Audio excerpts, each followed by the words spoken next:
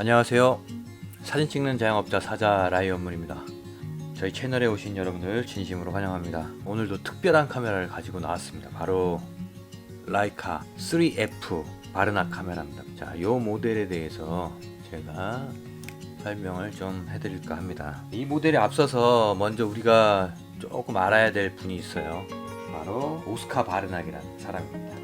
1879년, 무려 저보다도 100년 정도 먼저 태어나신 분입니다.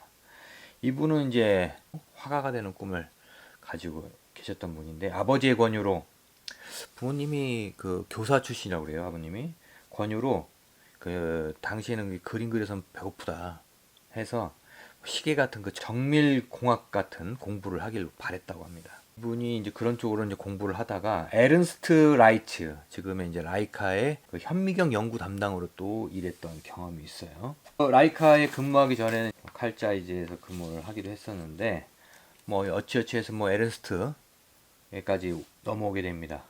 칼자이즈에서 근무할 당시에 에밀 메카우라는 분을 만나요. 이제 1882년생인데 그분하고 이제 칼자이즈에서 좀 친하게 지냈던 뭐 프렌드입니다. 친구. 이분은 이제 영사기 기술자였어요. 바르낙은 당시에 또 소형 카메라를 연구를 했었고요. 소형 카메라의 개발을 하게 된 그 근본적인 이유는 영화용 필름이 과연 이게 노광이 제대로 되는지 안 되는지를 미리 파악하기 위해서 몇 컷 정도 이렇게 찍어보는 거죠. 그래서 아, 이게 노광이 되는구나. 그런 용도로 카메라를 개발을 했다고 합니다.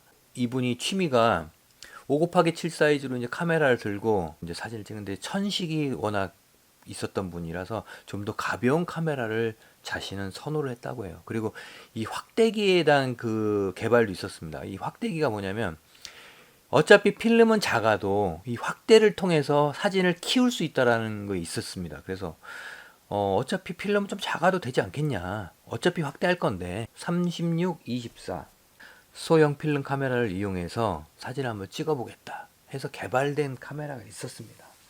아마도 이 에밀 메카우의 영향도 있을 수도 있어요. 이분하고 친했기 때문에 영사기 쪽에 연구를 했던 분이랑 이분이랑 칼자지에서 좀 친했었기 때문에 1911년에 이제 라이츠사로 옮기고 1913년에 우어 라이카를 개발합니다. UR이 독일어로 뭐 최초의 그런 뜻이 있습니다.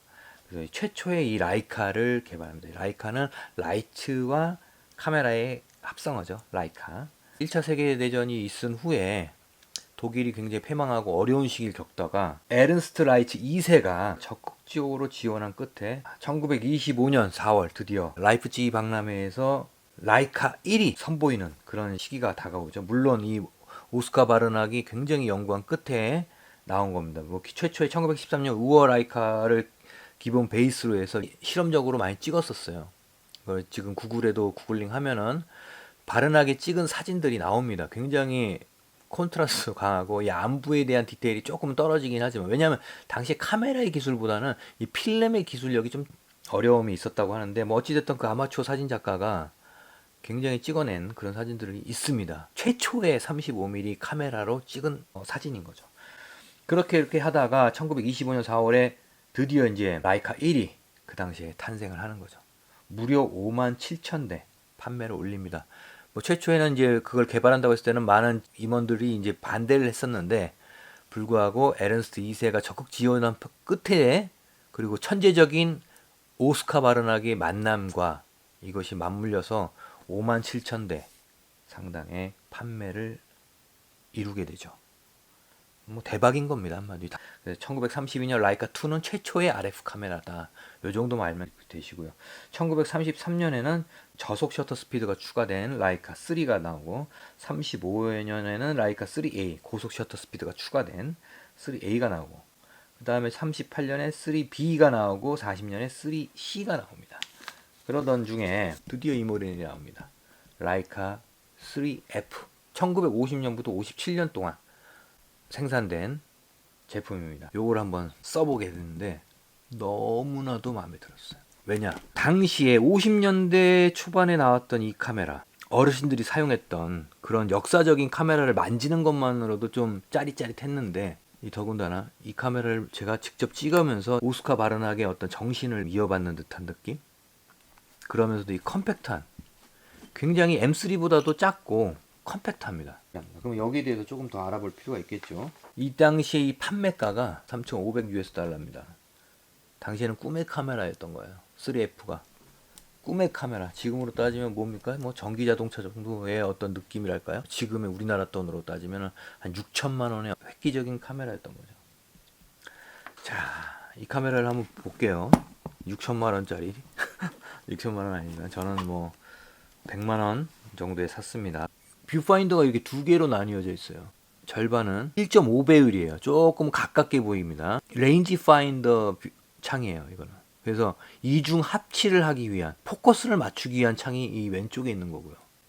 그다음에 오른쪽에 있는 거는 이 50mm 화각으로 어떻게 찍힌다라는 프레이밍이 나오는 그런 창입니다. 뷰파인더 창. 이 3F는 이 크게 세 가지로 나뉘는데요. 또 초기에 나왔던 블랙 다이얼 버전 BD라고 합니다. 라이카 3F BD. 그 다음에 RD 레드 다이얼이라고 해서 RD 버전이 있고요. 그 다음에 후반기에 나왔던 RD ST라는 버전이 있습니다. ST는 뭐냐면 셀프 타이머입니다. 그래서 ST, RD 모델이라고 보시면 되겠습니다. 이 모델은 지금 렌즈는 L39 스크류 마운트를 지금 쓰고 있고요. 이렇게 돌리면 빠집니다. 이렇게 시계 반대 방향으로 하면은 렌즈가 빠져요. 자, 요 나사선이 있습니다. 여기가 39mm라서 L39라고 합니다. 요 당시에 렌즈 엘마에서도 이제 이름을 따오긴 했지만 이 렌즈는 막스 바렉이라는 분이 개발을 했어요. 필름 확대기에 들어가는 렌즈를 이제 개발하셨던 분인데 엘막스라고 이제 초기에 만든 게 있습니다. 에른스트 라이카 막스라는 뜻인데 당시에는 이제 고가였습니다. 비용이 너무나 고가이다 보니까 후에 렌즈 가격이 저가로 만들 수 있는 어느 정도 좀 수준을 좀 다운 시킬 수 있는 시대가 오면서부터 엘마 렌즈를 이제 만들죠. 엘마도 이제 니켈 엘마도 있고 레드 엘마, 블랙 엘마 이렇게 있습니다. 아까모찌라고도 하는데 일본말로 아까모찌, 구로모찌 뭐 이런 말을 쓰기도 합니다. 막스 바렉이 이제 요걸 이제 개발을 한 거죠. 솔직히 말해서 잘 만들었다. 저도 써봤지만 컴팩트한 느낌도 마음에 들고 물론 이 조리개 조절하는 어떤 그런 부분은 사실 조금 힘들어. 요게 조그만 거를 그냥 왔다 갔다 하면서 좀 해야 되는 게 조금 답답하고 좀 불편한 점이 있습니다. 스크류 마운트 중에서도 뭐 주마 렌즈, 주마, 그다음에 주미타, 주마릿 이런 모델들을 이제 막스 바렉이 개발했던 것들이죠. 3F 같은 모델은 419g입니다. 필름을 제외하면 419g, 포함하면 431.8g. 그다음에 침동크론, 이거는 침동크론 아니지만 침동크론이 포함됐을 경우는 647.9g. 셔터 장전은 오른쪽에 있는 이 셔터 노블 이용해서 장전을 합니다. 장전이 됐죠. 그럼 같이 여기 돌아갑니다. 이렇게 꼭 돌린 상태에서 내가 원하는 셔터 스피드 값을 제가 들어서 이 노블 셔터 스피드 노블 들어서 맞추는 겁니다. 조리개는 만약에 예를 들어서 뭐 5.6이다. 5.6에다가 세팅을 하고 그리고선 셔터를 누르는 거죠. 정숙합니다. 그리고 굉장히 안정적인 셔터 사운드가 있어요. 만약 슬로우 셔터 스피드를 할 경우에는 어떻게 하냐? 물론 장전을 하고요. 장전이 항상 먼저 돼야지. 이거를 장전을 나중에 하면 이 셔터가 고장의 원인이 될 수가 있습니다. 그래서 항상 장전을 하고 하는 게 이게 이 카메라의 키포인트예요. 제일 중요한 부분입니다. 장전을 하고 셔터 스피드를 만약에 5분의 1초다. 근데 5분의 1초가 여기 없습니다. 그럴 때는 25에서 1초까지에 있는 여기다가 세팅을 하고요. 이 부분에다 세팅을 하고 그 다음에 앞에 보면 여기를 5분의 1초로 맞춰주는 거죠. 그 다음에 셔터. 이거는 이제 셀프 타이머가 없는 모델이고요. RDST라는 모델은 여기가 셀프 타이머가 있는 모델이 있습니다. 그건 참조해 주세요. 지금은 요 앞에 마루미사에서 나오는 UV 필터를 꼈어요. 19mm. 좋은 렌즈라고 하면 보호하기 위해서라도 한번 해주는 게 저는 좋다고 봅니다. 이 필름을 이제 넣는 장전 방법이 굉장히 좀 특이해요. 제가 오늘은 이 TMAX 400 필름을 갖고 왔는데 좀 틀리죠.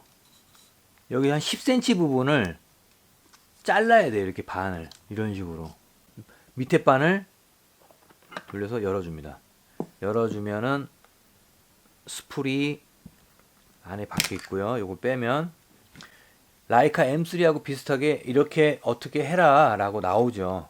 집에서 차분하게 테이블 앞에서 이렇게 자르는 거면 쉽지만 길거리에서 이거 자르기가 쉽지 않거든요, 사실. 그래서 이 바르낭 모델을 쓸 경우에는 집에서 이렇게 필름을 잘라 놓고 출사지에 가서 교환할 때도 이걸 자를 시간이 없으니까요. 미리 잘라 놓은 걸 가지고 촬영을 임하시면 되겠습니다. 여기다가 꽂아주고요. 이대로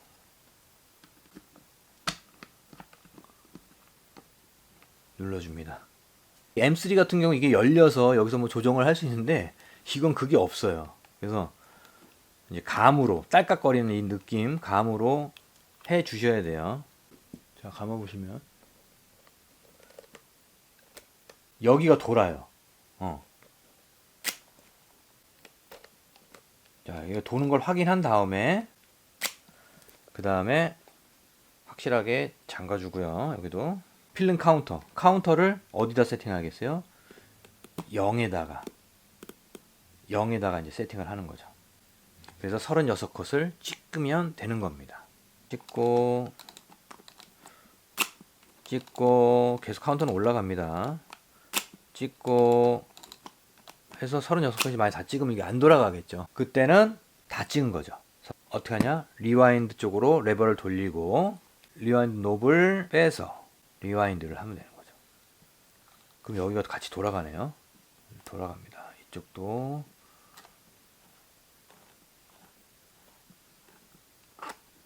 네, 됐죠. 이게 여기 안 돌아가요. 그럼 이게 된 거예요. 합판을 열고 역순서대로 합판을 열고 빼면은 이렇게 나오게 됩니다. 근데 조금 불편해서 그렇지 사실 그렇게 어렵지는 않습니다. 일단 디자인적인 부분은 어떻습니까? 이게 굉장히 클래식한 느낌이고 초창기 때 나온 카메라를 만짐으로써 이 라이카를 이해하는데 도움이 되는 그리고 50년대 이때의 느낌을 잘 살릴 수 있는 카메라가 아닌가 싶습니다. 뷰파인더를 바라볼 때마다 당시에도 이런 느낌으로 유명한 사진작가들이 라이카를 가지고 찍었겠구나 이러면서 이 라이카의 헤리티지가 느껴지는 그런 카메라가 아닌가 싶습니다. 아주 마음에 들어요. 그래서 이 결과물도 좀 한번 보시고요. 궁금한 점 있으시면 댓글로도 남겨주시면 제가 아는 선에서는 답변을 좀 해드리도록 하겠습니다. 제가 이 라이카 필름 카메라에 빠지고 나서는 이 기계 조작감이라는 것이 무시 못하겠더라고요. 이걸 쓰다가 다른 걸 만져보니까 글쎄요. 당시에 이 왜 라이카가 최고의 카메라였는지를 알 수 있을 것 같아요. 이 라이카만을 딱 봤을 때는 굉장히 매력적인 카메라고 정교하고 아주 깔끔하게 만들어져 있다는 그 느낌을 받고 있습니다. 기회가 되신다면 이 라이카 마르낙 한번 적극 추천하는 모델 중에 하나니까 써보시길 바랍니다. 굉장히 괜찮아요. 개인적으로 저는 이제 흑백 필름, 특히나 이제 저감도에 있는 흑백 필름과 물렸을 때 굉장히 매력을 느끼는 그런 카메라고요.